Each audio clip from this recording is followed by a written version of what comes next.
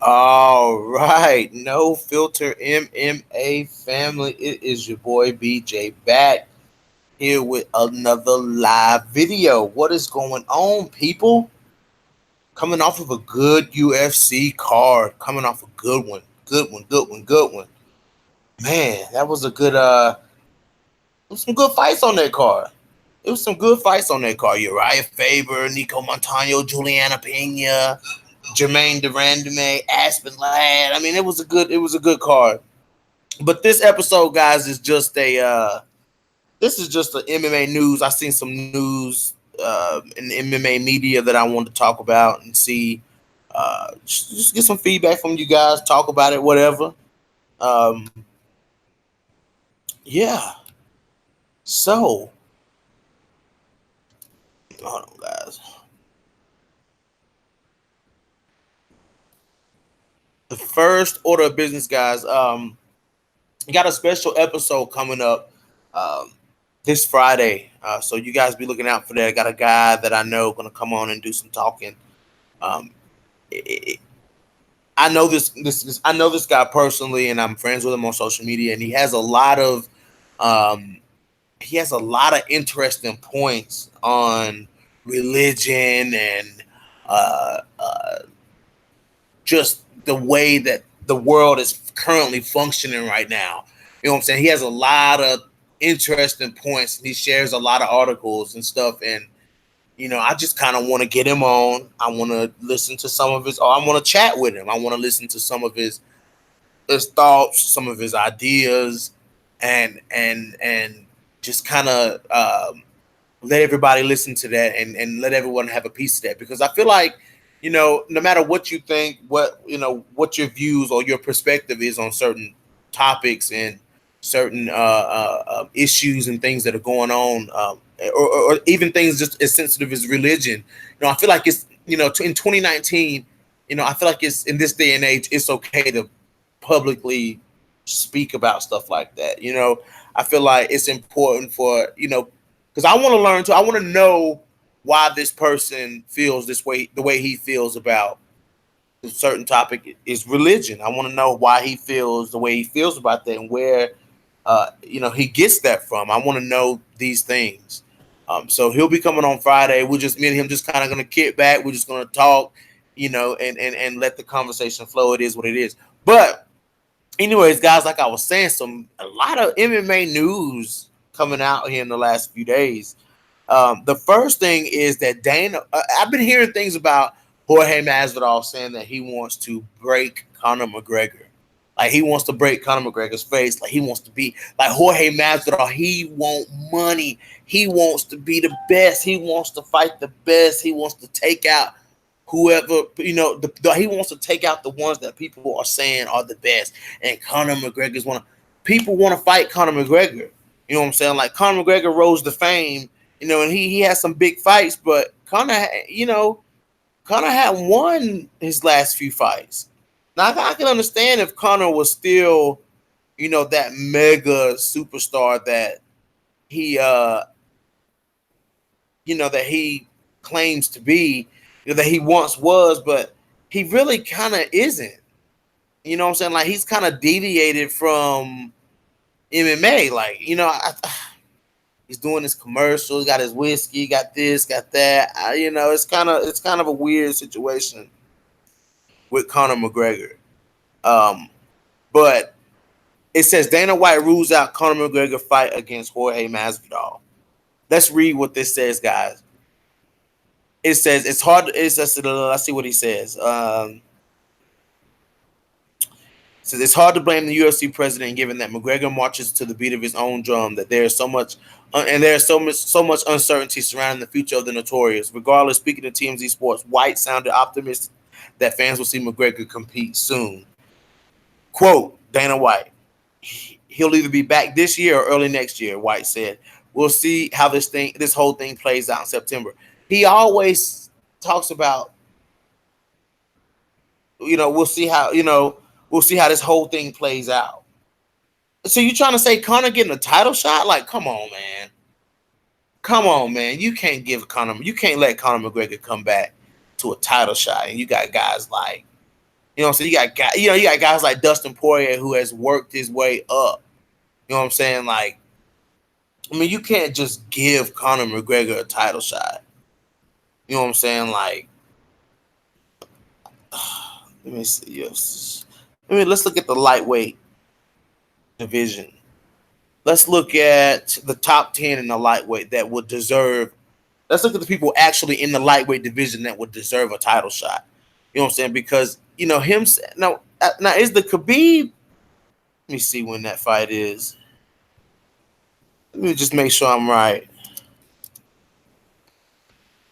When is the, okay, yeah, so he has to be talking about the Khabib and Dustin Poirier fight. So why would the Khabib and Dustin Poirier fight have anything to do with what's going on with Conor McGregor? Conor McGregor shouldn't get a title shot. Let's look at who the top 10 are. You got, I mean, fuck. You got Dustin Poirier. Well, he's fighting for the belt. Okay, he's fighting for the belt. You got Tony Ferguson. You got Donald Cerrone. You got Justin Gaethje. You know what I'm saying? I mean, look at the people that could realistically be fighting for the title. You know what I'm saying? Like Donald Cerrone, yeah, he lost to Tony Ferguson and it was a stoppage, but he looked good in that fight. That was a good fight. People say he started losing that fight. I didn't think he started losing that fight. I thought Donald Cerrone looked good in that fight. Okay? I just felt like the fight progressed and it got bloodier as it went on. You know what I'm saying? That's just how I felt. They were both fucked up. Oh no, I don't think Tony was fucked. I think it was just Cowboy, but Cowboy would eventually have opened Tony up, I believe. This Cowboy. You know, you got Tony Ferguson. I hope that at least let Tony Ferguson fight Conor. Let me at least let that happen. You know what I'm saying? You gonna give him a Khabib rematch for what? What are you gonna give him a Khabib rematch for? Like, you think anything's gonna go any different than what it went the first time? I don't think anything will go any different in a Conor Khabib rematch than it went the first time they fought. Khabib will take him down. Khabib will beat him up. You know what I'm saying? Conor will get tired, and Khabib will tap him. I will tap you. He will tap Conor McGregor again. You know what I'm saying? Like Khabib, I mean, come on, man. Khabib he outclassed Conor McGregor in every aspect of that fight. He outclassed Conor most definitely on the ground. People talk about, oh, Conor had good transitions. Conor did that. Really, y'all? Really? Really? I mean, really? Wow. Wow. I mean, people really went as far as saying, you know, Conor got beat so bad they had to look at shit. They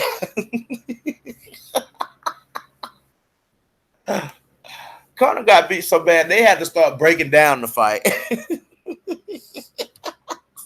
I love it. I love it. I absolutely love it. You know what I'm saying? Like, so what does Dana White seriously think is going to go any different if he lets? Because Khabib will probably be. I mean, if Dustin Poirier beats Khabib, I mean, I don't know, man. That would be crazy. I mean, I'm just really starting to think about that. Like, what if Dustin Poirier goes in here and defeats Khabib? But then I think about Khabib, and I'm like, it's Khabib. Like, Khabib is very dominant. He's very dominant fighter. You know what I'm saying? Like, it takes a lot to knock Khabib out. You got to be careful of Khabib's hands. You know what I'm saying? You got to be careful. Not only should Khabib be careful of Dustin's hands, Dustin should be careful of Khabib's hands. You know what I'm saying? Dustin better also be careful of Khabib's hands. And people don't want to admit that. People don't want to talk about that. People don't want to say that Khabib's hands aren't a factor. Before the Conor McGregor fight, what did everybody say? Before the Conor McGregor fight, everybody said Khabib ain't going to stand no chance against Conor McGregor on the feet. Now, I'm pretty sure that's what y'all said. What's up, PCBH 167? Dana White said Jorge is too big for Conor, so they are not making that fight. Nate Diaz is 6 feet, and Jorge is 5'11". So how is Jorge too big to fight Conor? I mean, Dana said Conor not getting the winner of Khabib versus Dustin. I would hope not.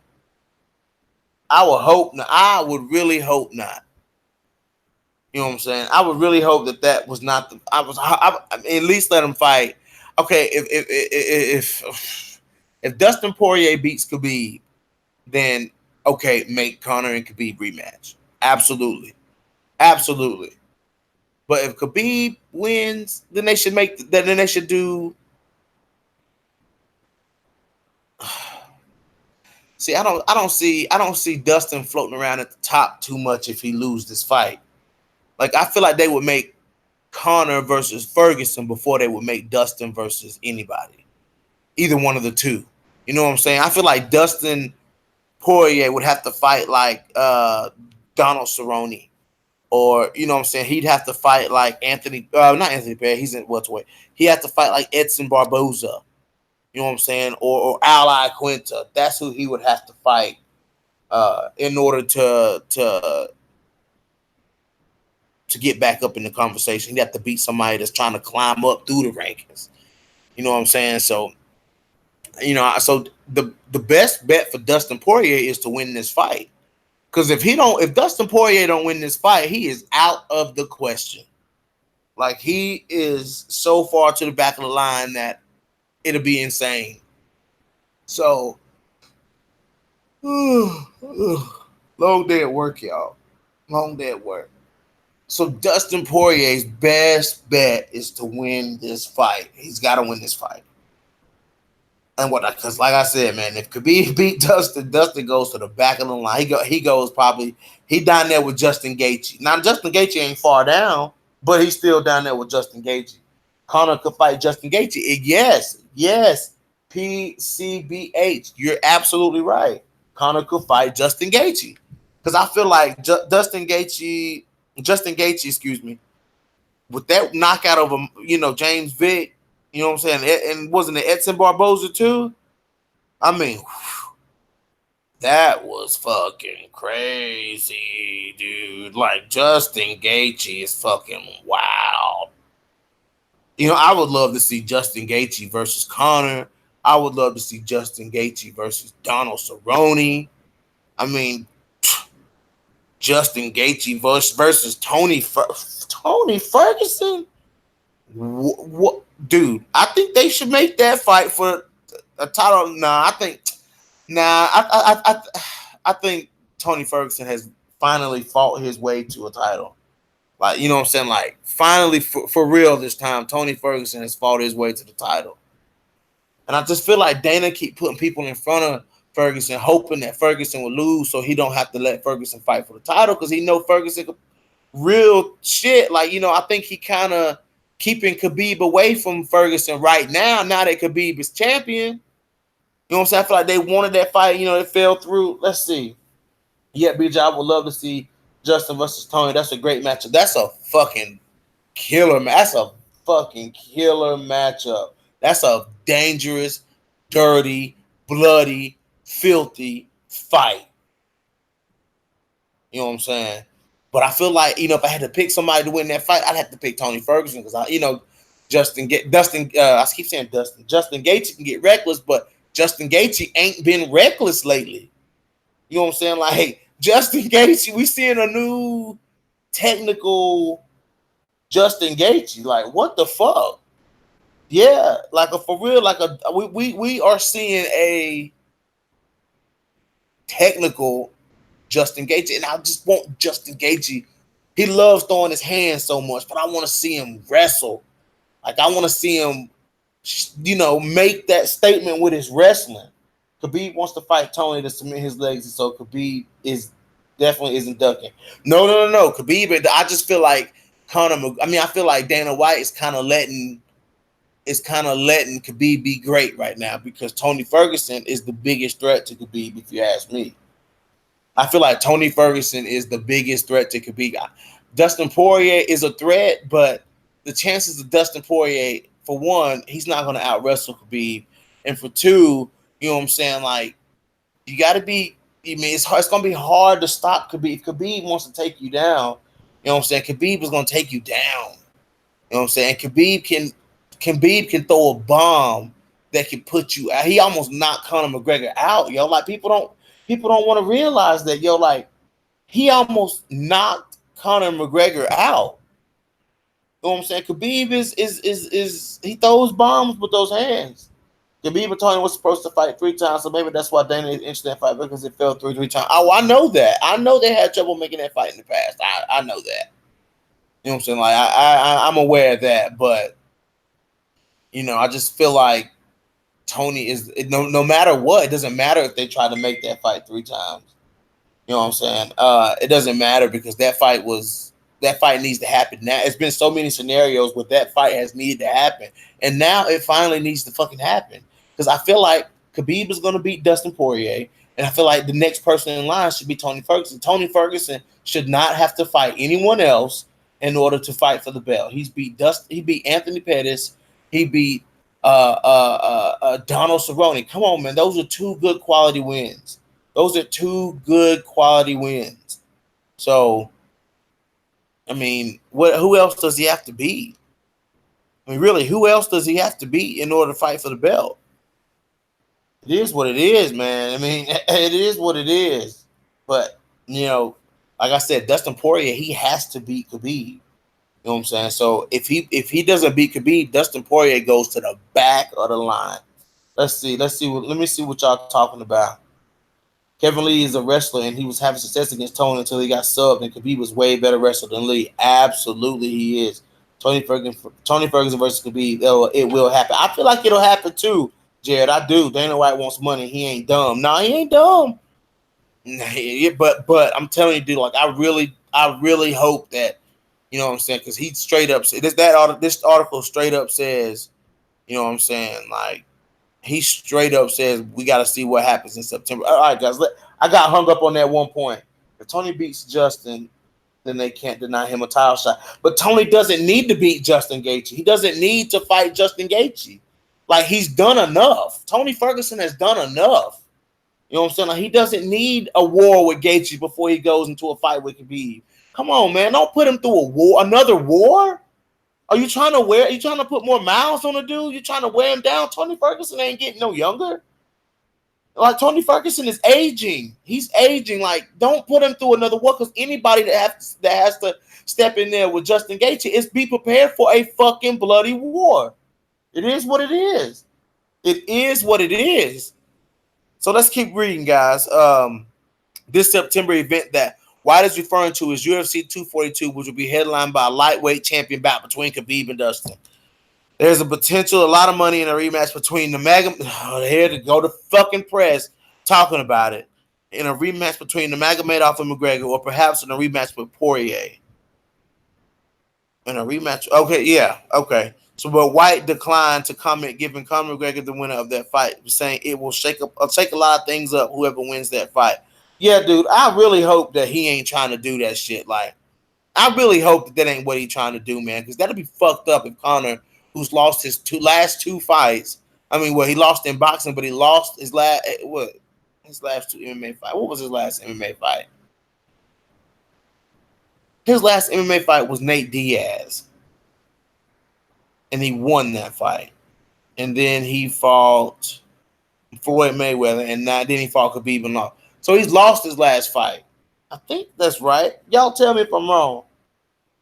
Tony would beat Khabib in 3 rounds. It would be like if Mayweather ever got to fight Mike Tyson. Everybody has plans so they get punched in the face. LOL. True. I hear that, man. I hear you.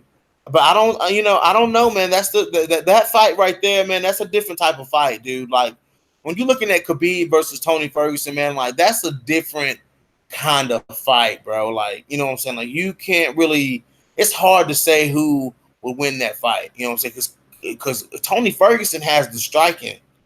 You know, now if I would against somebody like Tony Ferguson, if I was Khabib, I wouldn't take any chances on the feet at all. Even though Khabib can sneak a bomb in, but you know what I'm saying, I wouldn't take those chances on the feet if I were Khabib, not against Tony Ferguson. He's just too fucking smart.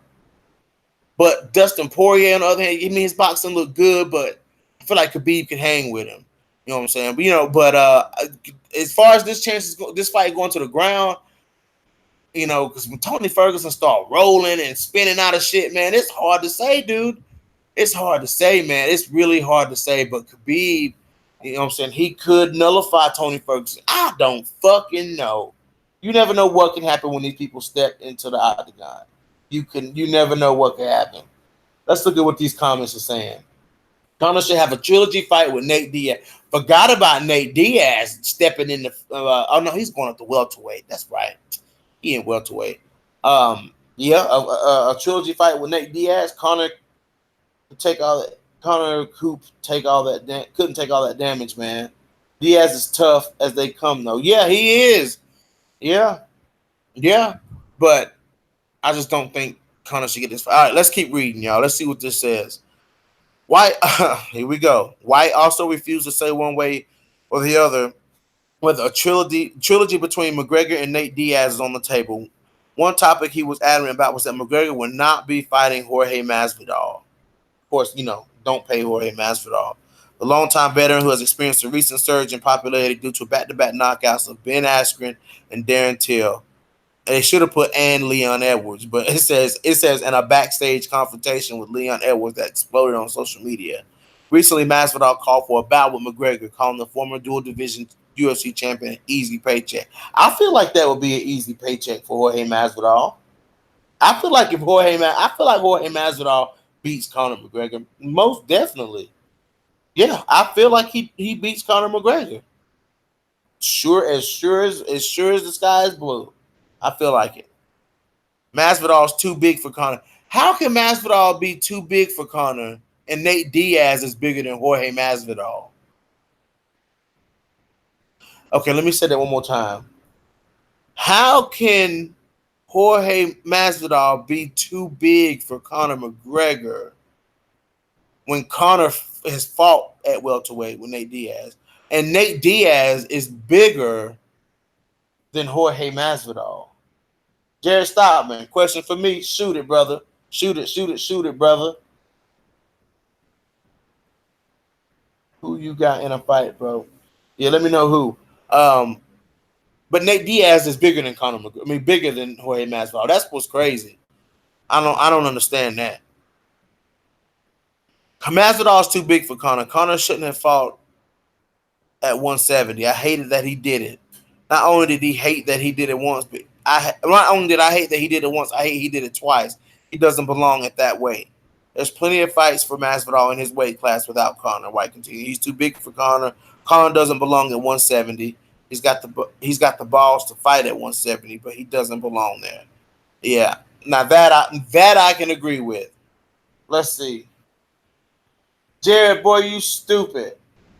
You're stupid, Jared. Nunes versus Cejudo. Boy, you crazy. I ain't answering that. Max Holloway is the same height as Jorge. And Conor fought Max. Exactly. So, dude, Dana White don't want to see Conor McGregor bludgeoned.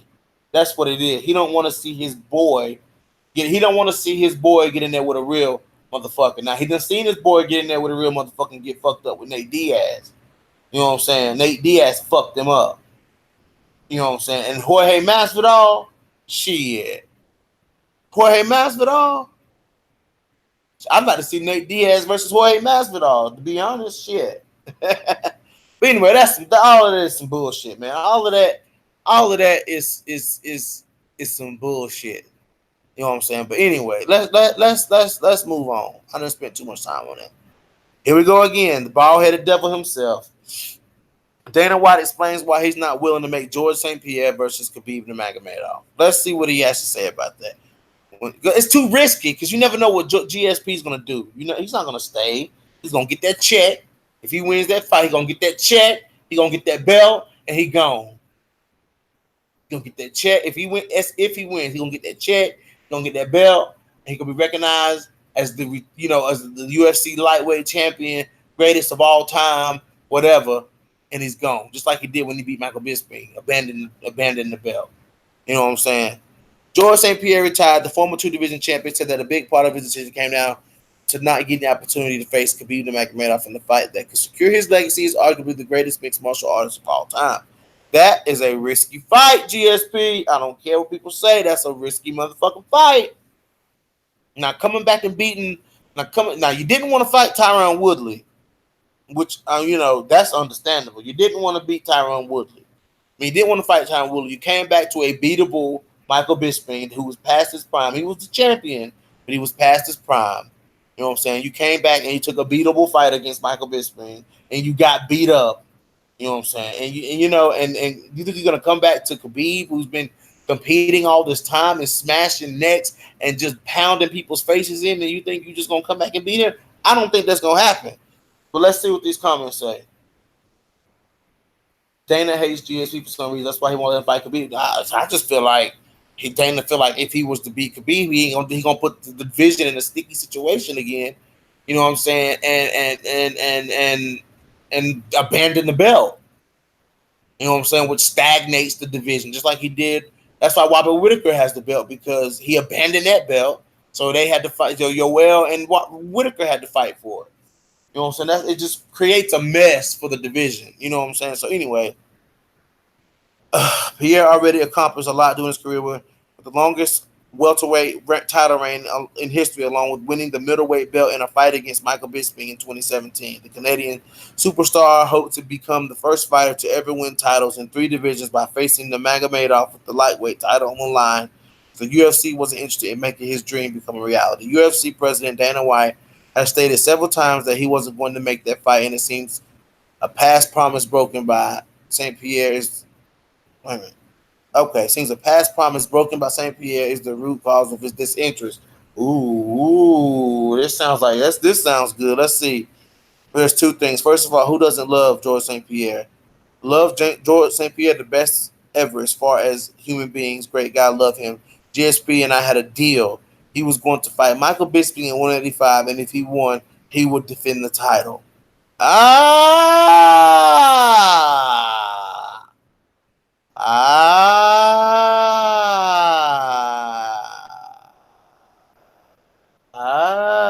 My bad. GSP's in here for the love of spring more. The young council money fight and will never defend the belt.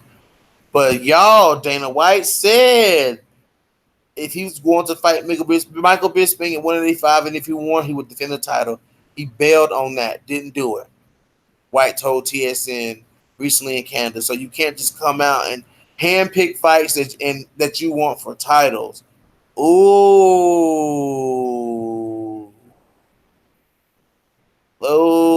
Dana White. Dana White gets a couple of points for that. Thank you, Dana White. That's what everybody been trying to say to GSP and his ditching ass. When St. Pierre previously returned after a nearly 4-year-long hiatus, he wanted a shot at the middleweight title, but said that he would stick around to defend the belt if he was successful in his bid to win the championship. GSP took care of Bisping with a 3rd-round rear naked choke submission, but then 34 days later, he relinquished the belt, citing health issues that would prevent him from defending the title in a timely fashion. Part of the problem GSP dealt with in the aftermath of that fight was a bout of colitis, an internal condition he believes was partially caused by adding so much weight to his body so he could compete at 185 pounds. All right, this article goes on and on. It says he made a deal with me that he would defend the title. He went in, he saw Bisping, and like I said, he went in and he saw Bisping as an easy fight. He fought Bisping, and then you look at the guys that are behind Bisping, and they're all killers. They're literally killers, yes. But now come back and he wants to fight at 155 for the title. We're not doing a goofy 165-pound whatever. That's not going to happen. Dana is adamant on that. As much as he doesn't want to fight, okay, whatever. So,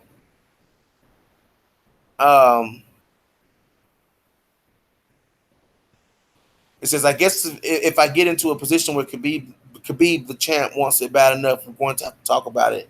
But at the end of the day, it doesn't make sense to me, White said. You have other guys lined up behind him. You're just asking me if Tony Ferguson is going to get a shot. We'll give you a shot after George St. Pierre slides in at 155, gets his shot. then you've got Conor McGregor who wants a rematch. Yeah, I feel that. I feel that, Dana. I feel that for real. Let's see what y'all talking about. Juliana Pena wants to fight Nunes next. She said that GDR had a great performance, but that Nunes already fought her, and Pena said she was the style to beat Amanda.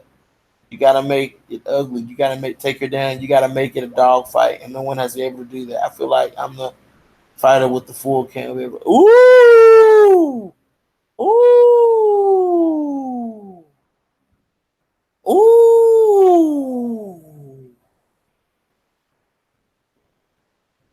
ooh. Hold on, y'all. Somebody text me.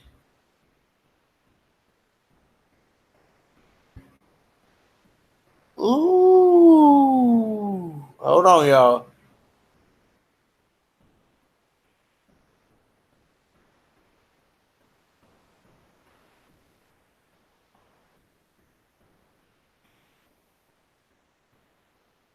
Hold on, y'all.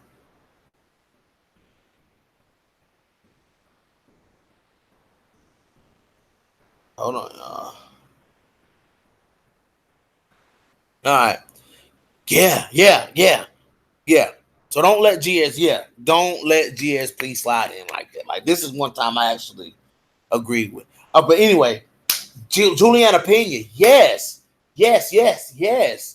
I've been saying that. People, I've been saying that. I think that the bantamweight division needs to, and I'm kind, at Nico's expense. I love Nico Montano, but even though Nico lost that fight, Nico made that fight. Nico made a statement with her performance in that fight against Juliana Pena. You know what I'm saying? Like Nico did well, and I love Nico. I'm a big Nico fan, and I'm wanting that fairy tale story for Nico, and I want to see Nico get better. I want to see Nico fight Valentina Shevchenko. I want to see Nico go back to 125 like she said she wanted to do, and I want to see her fight Valentina. I want to see Nico do well at 125. That's her division. She did what she's doing. I see what she's doing though. She's fighting bigger, stronger girls to get better. I see what Nico is doing, but I'm glad Juliana Pena won this fight. You know what I'm saying? Because the bantamweight division right now needs Juliana Pena. You know what I'm saying? Like it's kind of a gap in the bantamweight division right now because a lot of people are gone. You know what I'm saying? But now we can't say Juliana Pena is gone anymore.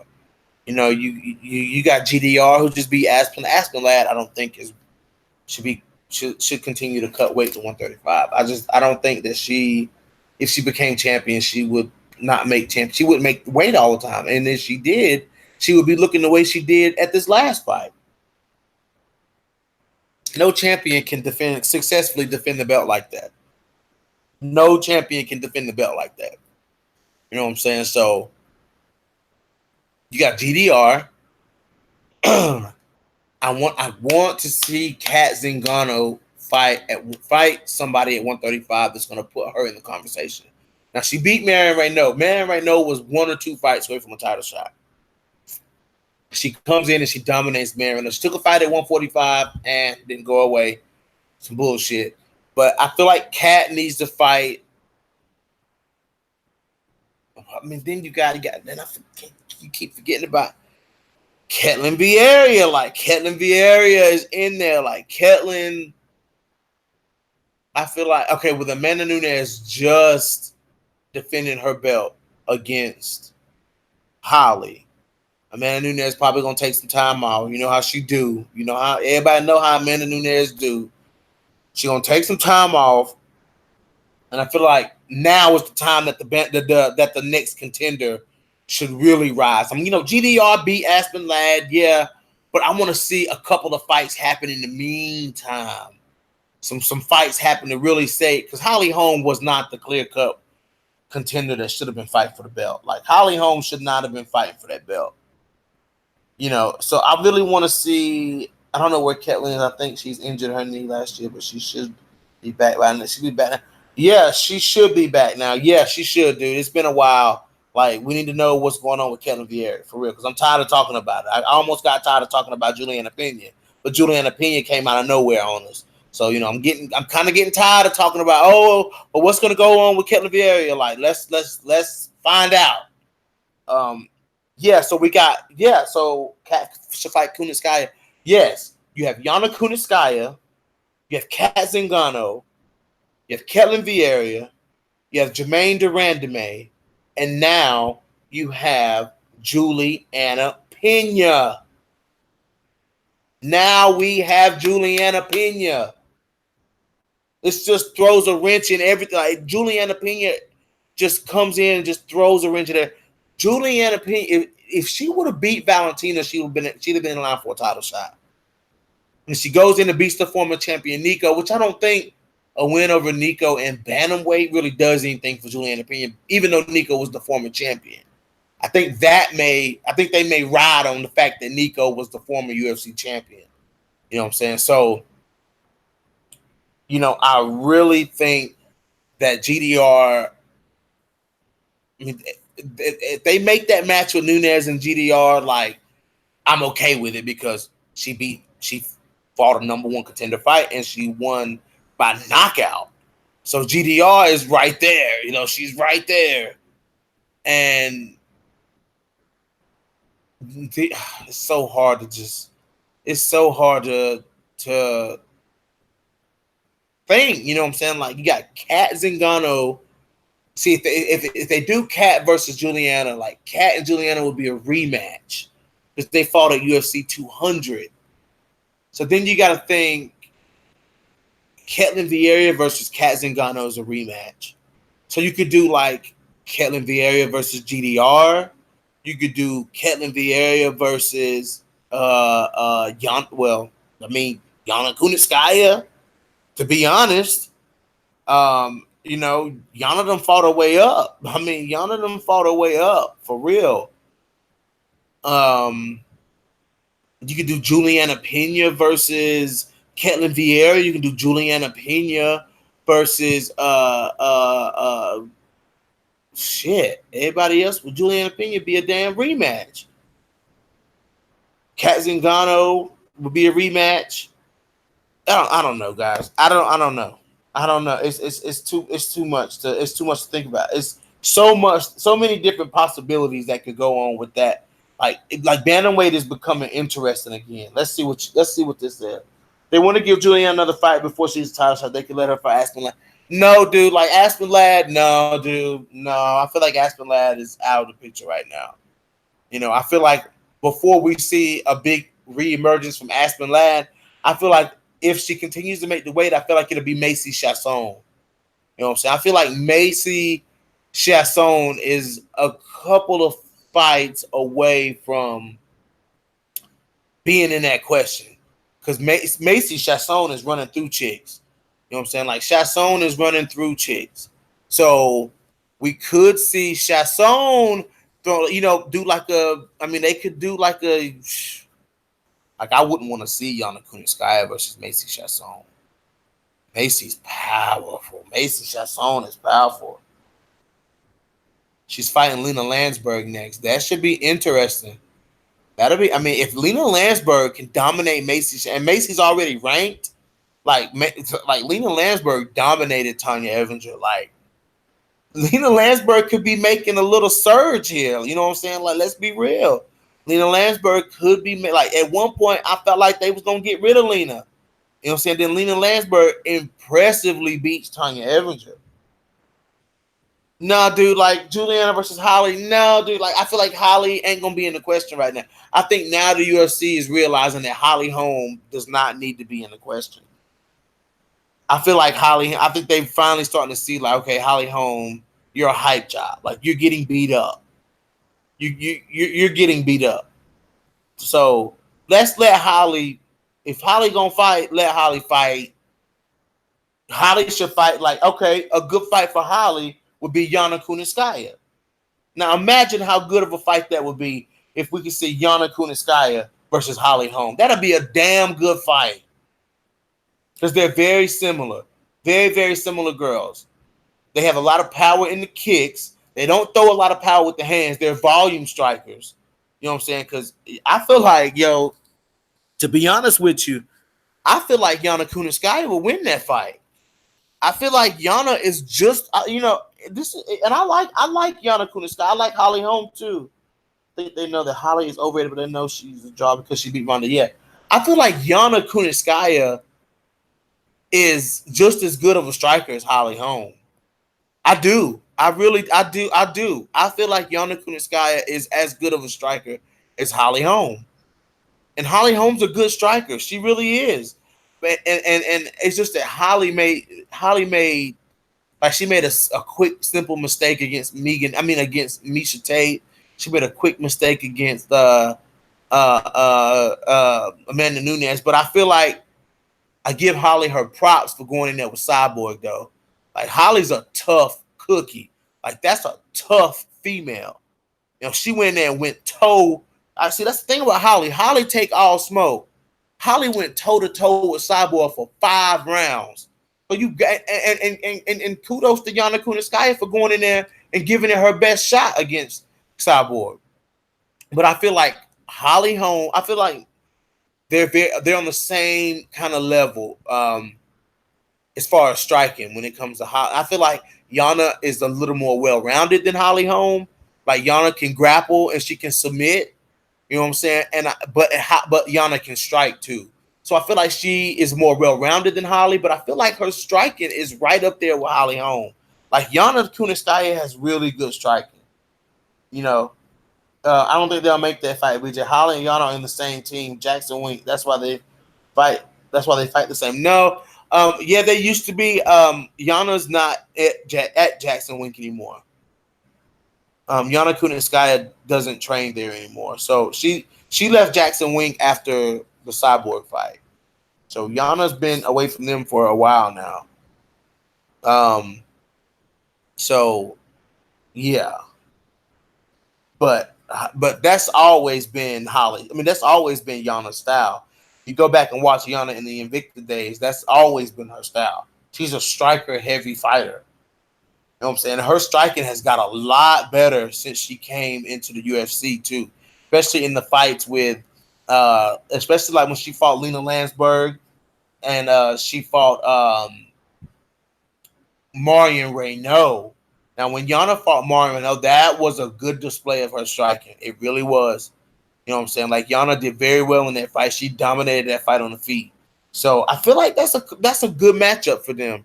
That's a good matchup for the UFC to make. Like I would pay money to watch Yana Kunitskaya versus Holly Holm. I really would. Hell yeah, then make Holly versus Yana. Yeah, man. Like I feel like that's a damn good fight. I feel like that's a damn good fight to make. Holly Holm versus Yana Kunitskaya. But it's all sorts of things that can go on in the bantamweight division, man. You done got me sidetracked. PCBH, I appreciate you coming in, man. But you taking me on these tangents, bro. I'm trying to cover some MMA news here, and you taking me on these tangents, brother. I'm just messing with you, man. Smash the like button, bro. Smash the like button. I appreciate it. Let's see. So, in the light of let's switch over to some women's MMA at the moment.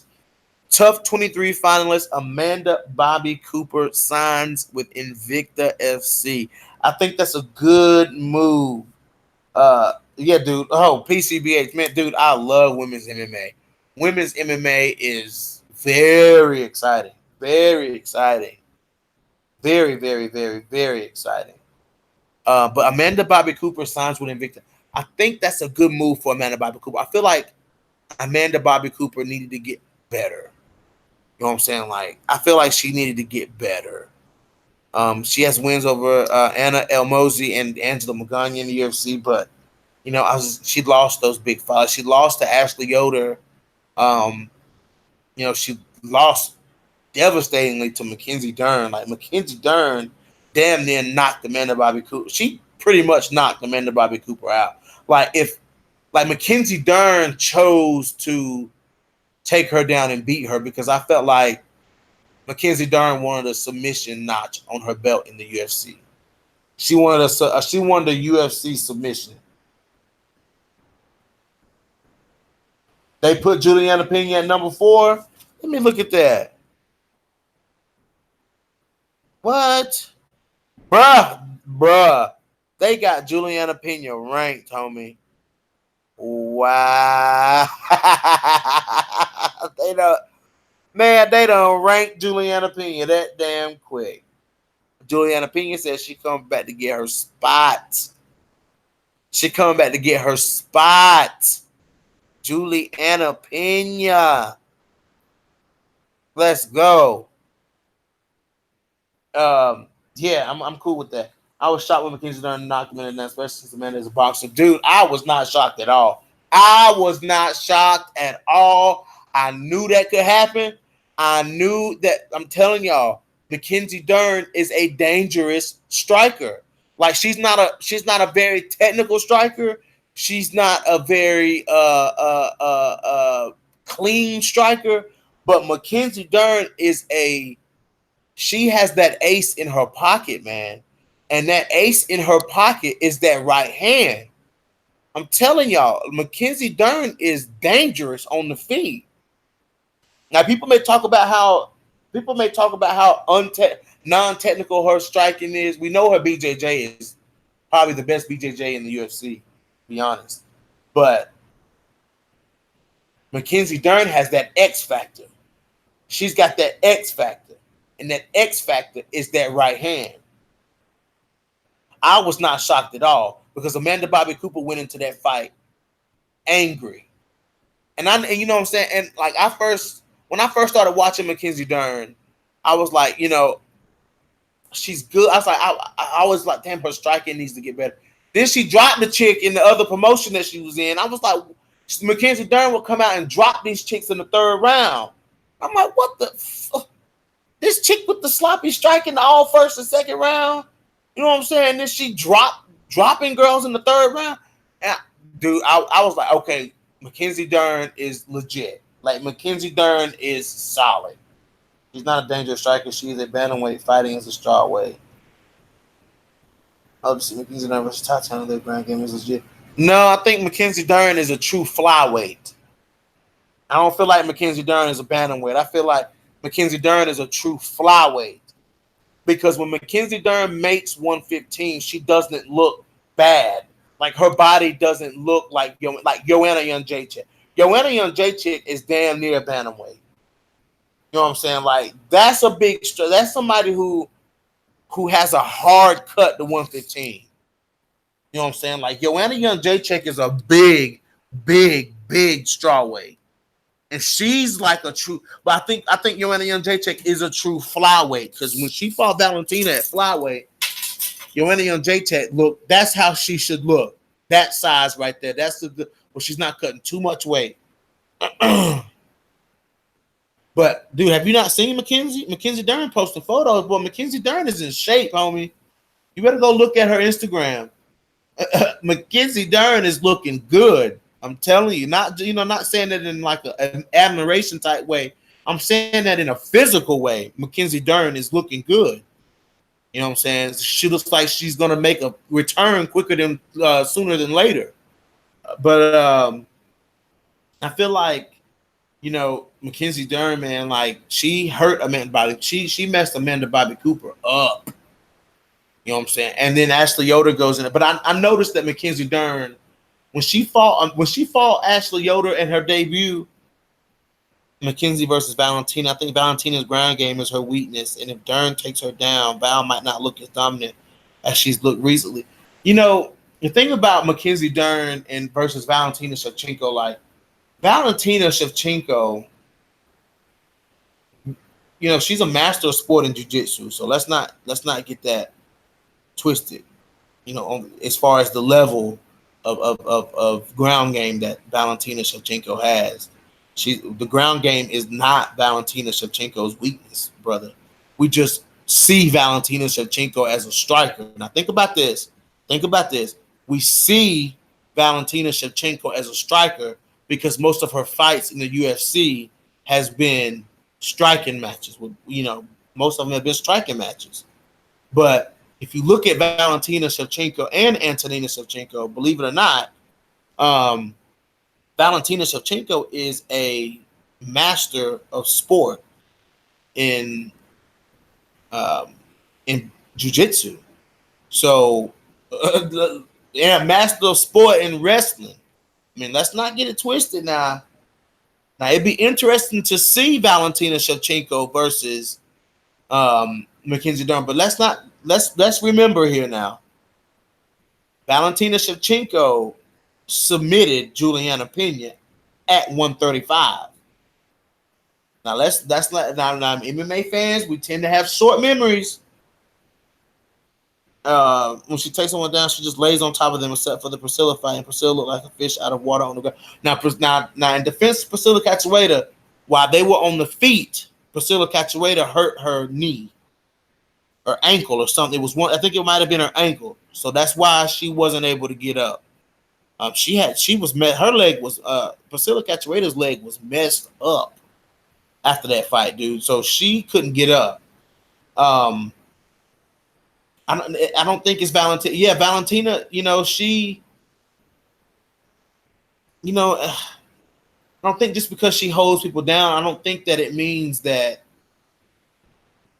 she's not good on the ground. I don't think she's actively trying to submit you. You know what I'm saying? She takes people down and holds people down, people that aren't ground fighters. Like she took Jessica Eye down. Like Jessica Eye is a good grappler, but Jessica Eye ain't no grappler. You know what I'm saying?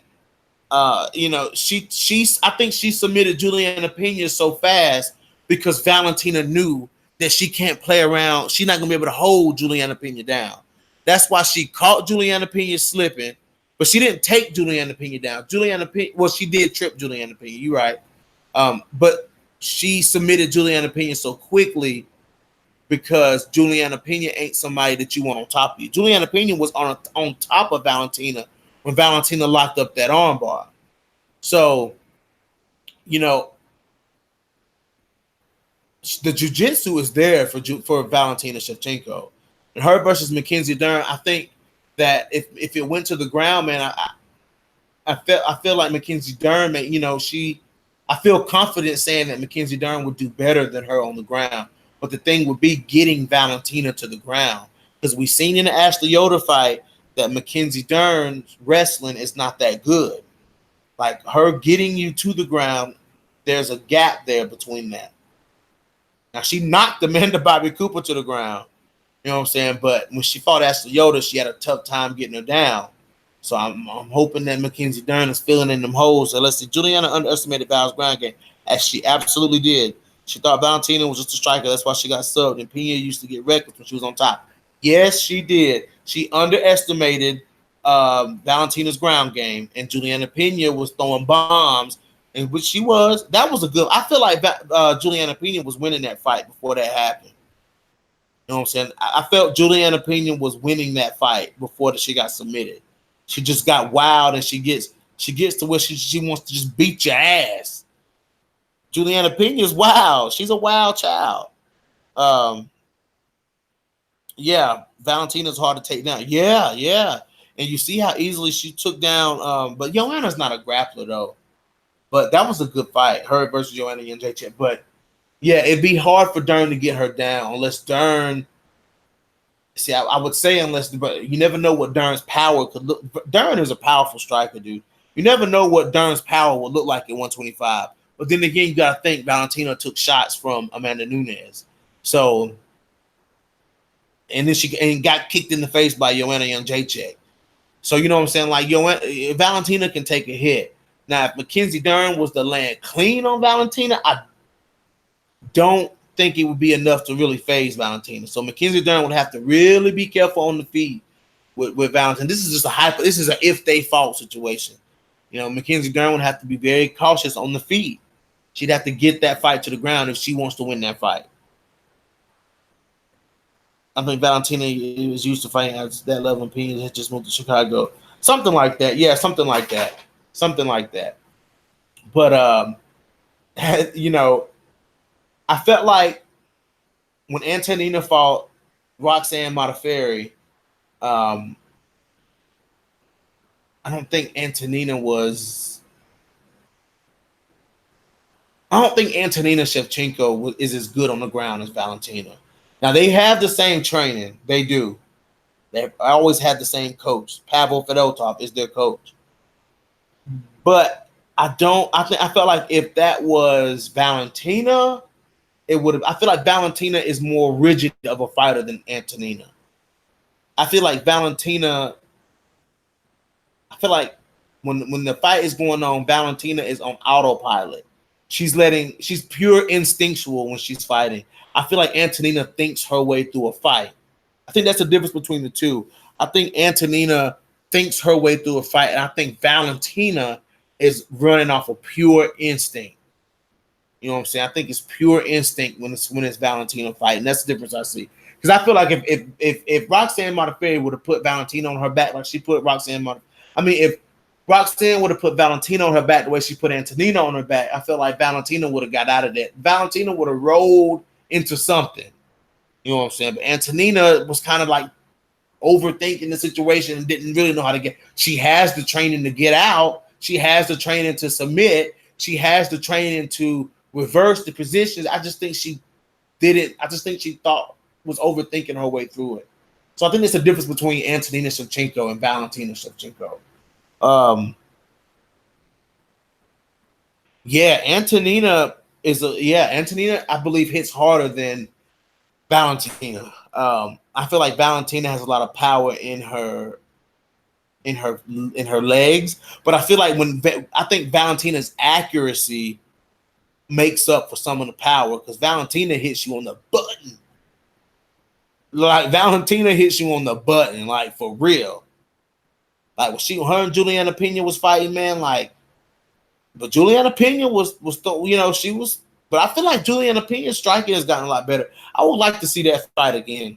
I would really like to see that fight again for sure. For sure, I would love to see that fight again. But PCBH in the building, man. Appreciate you coming through, homie. And then the last bit, man, stop taking me on these tangents.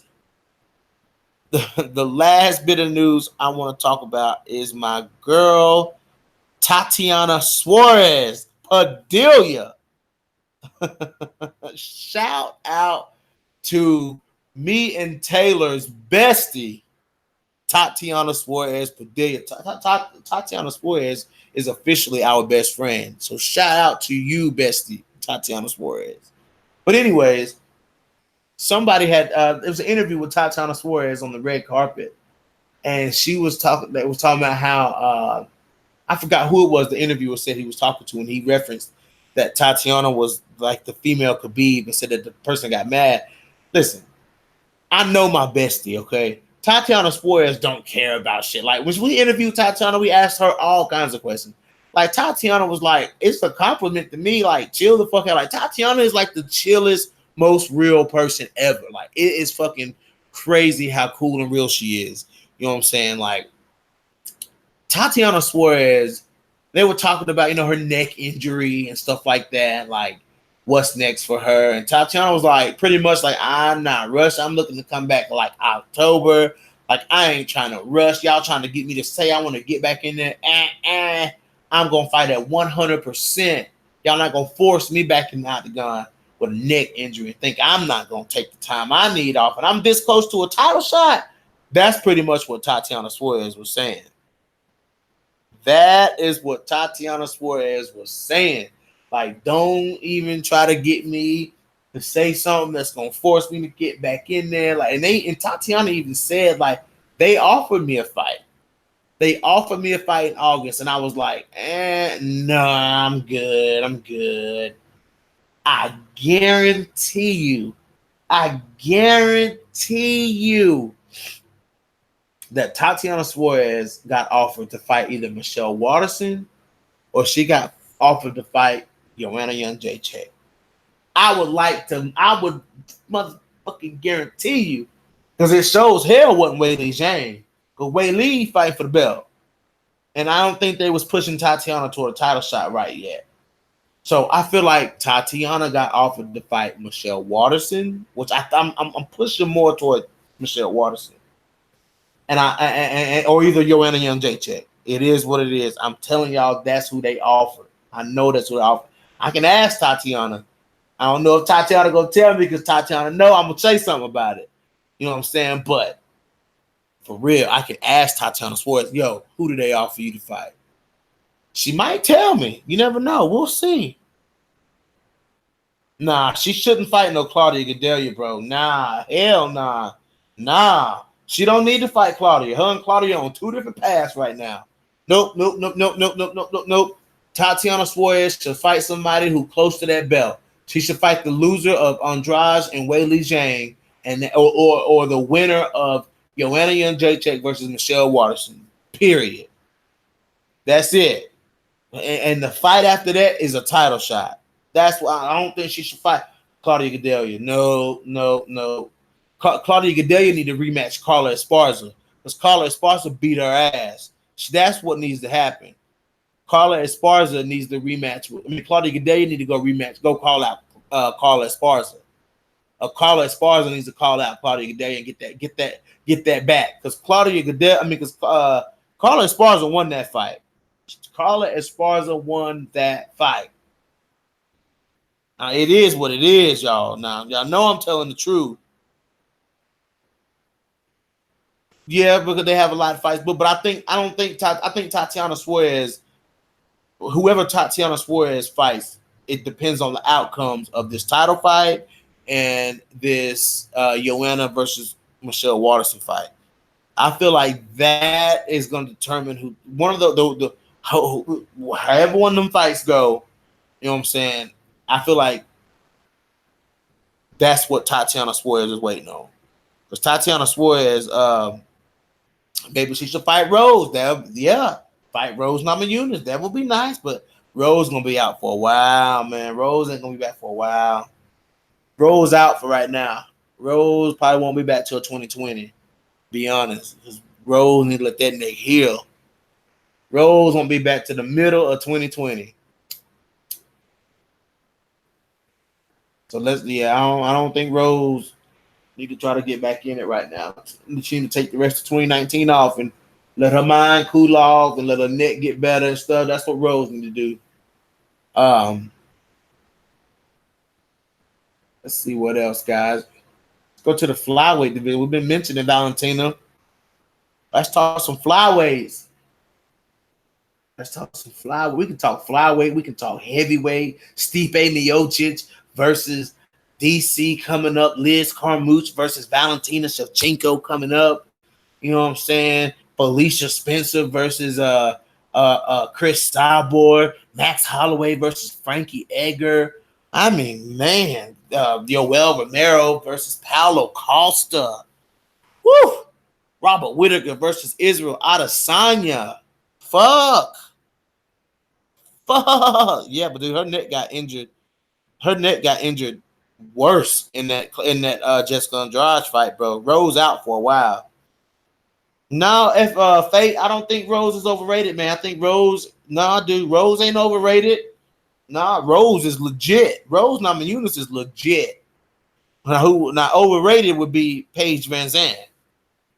But Rose Namajunas ain't. Rose Namajunas ain't. Valentina versus GDR would be a good matchup. Yeah, it would be, but GDR too big, but she'd beat Valentina up. I don't know about that. But so many fights coming up, man. How y'all think?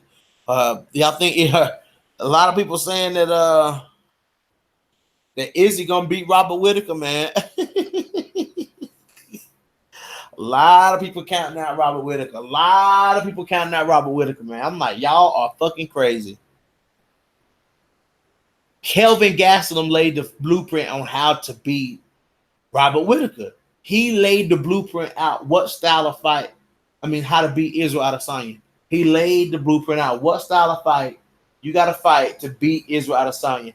And Robert Whittaker fights that style of fight better than Kelvin Gastelum. And you see how close it was with Kelvin Gastelum.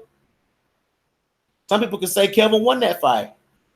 I felt like Kevin if it would have went Kevin's way, I would have been okay with that. That fight was close. That fight was good. But come on now. if Israel out here talking about John Jones, Now he need to shut that John Jones mess up. He need to be focused on the Reaper. That's who he need to be focused on, is the Reaper. Because the Reaper is coming for your ass. That's who you need to be focused on, Israel. You need to quit. You need to be focused on the Reaper, and you need to be focused on the winner of this Paulo Costa versus Yoel Romero. Because if you win or lose this fight, that could be your next opponent. So that's who you need to be worried about. You need to stop worried about what's going on at light heavyweight with John Jones. Yeah, Whitaker is super tough, man. But I think Paulo Costa beats Yoel Romero. I think Paulo Costa will put him out. And you know what I'm saying? And I think that and I've always said I think Paulo Costa beats Israel Adesanya. I do. I think Paulo Costa murders Israel Adesanya. I just feel like Paulo is a different kind of power. Like that's a different type of power. Like Yoel Romero too. But I feel like Paulo Costa is a different caliber of power. Like Uriah Hall said that dude hits fucking hard, dude. And Uriah Hall took punches from Paulo to the dome and to the body. To the dome and to the body. I mean, fuck. That was fun, dude. I was talking to one of my buddies one time. He's big in MMA.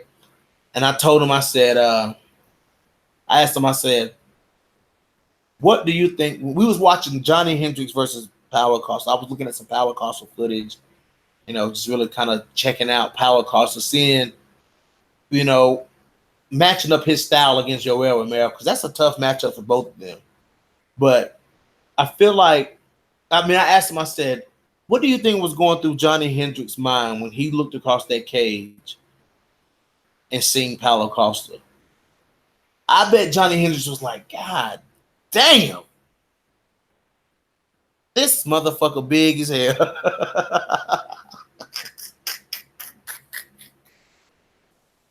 Oh boy, because Paulo Costa was so much bigger than Johnny Hendricks, man. Like Johnny Hendricks was way out of his weight class. He was way out of his weight class. That was fucking insane.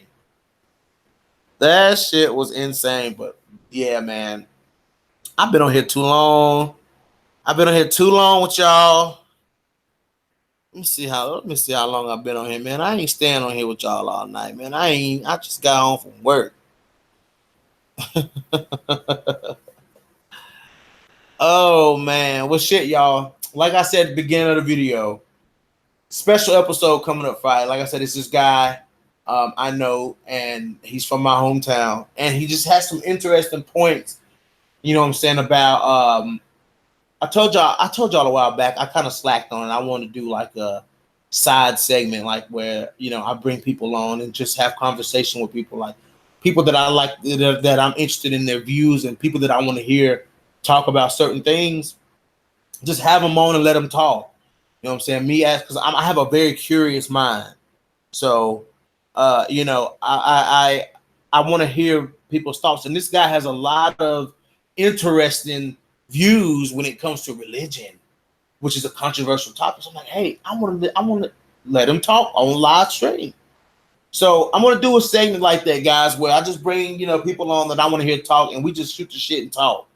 So if you guys want some good dialogue, this will be Friday afternoon around this time. So if you want to hear, you want to chime in, we can do whatever we want to do. We can talk about whatever. So I might even open the lines up and let some people come in and share their thoughts.